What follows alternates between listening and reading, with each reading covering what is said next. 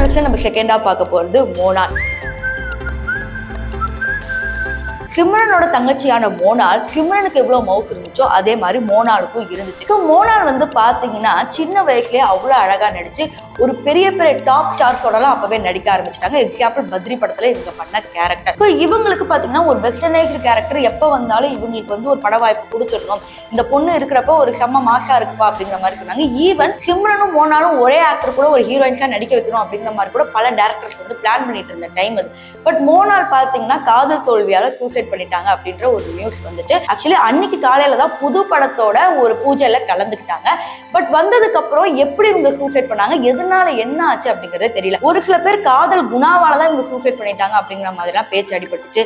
அதுக்கப்புறம் தான் நமக்கு உண்மை தெரிய வந்துச்சு. கலா மாஸ்டரோட தம்பி பிரசாந்தோட காதல் மூலமா அதுக்கப்புறம் ஏதோ காதல் முறிவு ஏற்பட்டு வேற ஜாதி வேற இது அப்படின்னு சொல்லி இந்த பொண்ணால தாங்கிக்க முடியாம சூசைட் பண்ணிட்டாங்க அப்படிங்கிற மாதிரி ஒரு ரூமர் வந்துச்சு. ஆனா நிஜமாவே மோனால் எதுக்காக சூசைட் பண்ணிட்டாங்கன்னு அவங்க குடும்பத்தினர் தவிர யாருக்குமே தெரியாது.